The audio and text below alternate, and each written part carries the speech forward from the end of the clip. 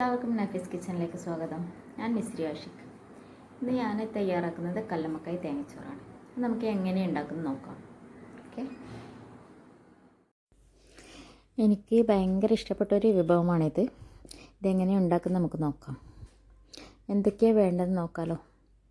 ഇതിനൊരു 4 ഉള്ളി ചെറുതായി അരിഞ്ഞത്, ഒരു 1/2 kg കല്ലുമ്മക്കായ്, ഉപ്പ്, മുളക്, മഞ്ഞളൊക്കെ ചേർത്ത് ശാലോ ഫ്രൈ ചെയ്ത് വെച്ചത്, 2 തക്കാളി, എരിവിനനുസരിച്ചിട്ട് പച്ചമുളക്, ഇഞ്ചി വെളുത്തുള്ളി ചതച്ചത് ഓരോ ടേബിൾ സ്പൂൺ വീതം, പിന്നെ മുളക് പൊടി 1.5 ടീസ്പൂണ്, ഉപ്പ് ആവശ്യത്തിന്, മല്ലിപ്പൊടി 1 ടേബിൾ സ്പൂണ്, മഞ്ഞൾപ്പൊടി 1/4 ടീസ്പൂണ്, ഗരം മസാല 1/4 ടീസ്പൂണ്.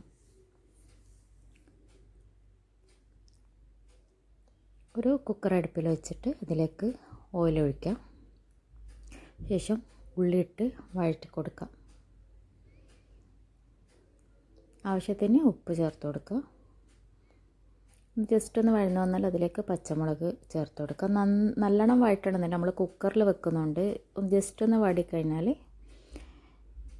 പച്ചമുളക് ചേർത്ത്, പിന്നെ ഇഞ്ചി വെളുത്തുള്ളി ചേർത്ത് കൊടുക്കുക. ശേഷം തക്കാളി ചേർത്ത് കൊടുക്കുക. ഒന്ന് ജസ്റ്റ് ഒന്ന് വഴറ്റിയതിന് ശേഷം കുക്കറിൽ ഒരു 2 വിസിൽ വരെ വെക്കുക.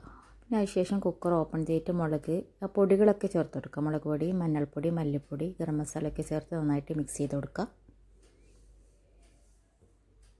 മിക്സ് ചെയ്തതിന് ശേഷം നമ്മൾ ഫ്രൈ ചെയ്ത് വെച്ചിരിക്കുന്ന കല്ലുമ്മക്കായ് അതിലേക്ക് ചേർത്ത് കൊടുക്കുക.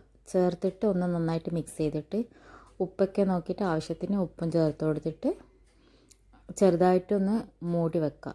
നന്നായിട്ട് അതിൽ നിന്ന് അതൊരു വെന്ത് വരുന്നവരെ അതിൻ്റെ ഫ്ലേവർ അതിലേക്ക് ഇറങ്ങി വരുന്നവരെ, കല്ലുമ്മക്കായൻ്റെ ഫ്ലേവർ ഉള്ളിലൊക്കെ ഇറങ്ങി വരുന്നവരെ അതങ്ങനെ വെച്ച് കൊടുക്കുക. ശേഷം നമ്മൾ മല്ലിയിലും കറിവേപ്പിലയും ചേർത്ത് കൊടുക്കുക. ഇതാണ് നമ്മളെ കല്ലുമ്മക്കായ് തേങ്ങച്ചോറിൻ്റെ മസാല. ഇനി ചോറ് എങ്ങനെയാണ് ഉണ്ടാക്കണം നോക്കാം. അതിന് പുഴുങ്ങലരിയാണ് വേണ്ടത്. 4 കപ്പ് പുഴുങ്ങലരി, പിന്നെ ഒരു തേങ്ങയുടെ 2-ാം പാല്, പിന്നെ ഇത് 1-ാം പാല്, പിന്നെ ഓയിൽ ആവശ്യത്തിന്, പിന്നെ പെരിഞ്ചീരകപ്പൊടി 1 ടേബിൾ സ്പൂൺ പെരിഞ്ചീരകം പൊടിച്ച്, പിന്നെ ഉള്ളി, കറുവപ്പട്ട, ഗ്രാമ്പൂ, പിന്നെ ഉപ്പ് ആവശ്യത്തിന്, പിന്നെ ഗീ. ഇതൊക്കെയാണ് നമുക്ക് റൈസ് ഉണ്ടാക്കാൻ വേണ്ടത്. ഒരു പാത്രം വെച്ച് നന്നായിട്ട് ചൂടാകുമ്പോൾ അതിലേക്ക് ഓയിലും ഗീയും ചേർത്ത് കൊടുക്കുക. കുറച്ച് മതി, 1 ടീസ്പൂണ് ഗീയും 2 ടേബിൾ സ്പൂൺ അത്ര ഓയിൽ വെച്ച് കൊടുക്കുക. അതിലേക്ക് ഉള്ളിയും പിന്നെ കറുവപ്പട്ടയും ഗ്രാമ്പൊക്കെ ചേർത്ത് കൊടുക്കുക. ശേഷം നമ്മൾ തേങ്ങയുടെ 2-ാം പാൽ അതിലേക്ക് ചേർത്ത് കൊടുക്കുക. പിന്നെ നമ്മൾ അരി വേവാൻ ആവശ്യമായ വെള്ളം കൂടി ചേർത്ത് കൊടുക്കുക. അരി വെന്തിട്ട് നമ്മൾ അതിൽ നിന്ന് ഗീ റൈസെല്ലാം അതിൽ നിന്ന് തന്നെ വറ്റി വരണം. അത് വേവിനനുസരിച്ച് ഓരോ അരിയുടെ വേവിനനുസരിച്ചിട്ട് ചേർത്ത് കൊടുക്കുക. പൊന്നി അരിയാണ് നല്ലത്. ഇതുണ്ടാക്കുന്ന സമയത്ത് എൻ്റെ അടുത്ത് പൊന്നരി ഇല്ലാത്തതുകൊണ്ട് ഞാൻ സാധാ അരി എടുത്തത്.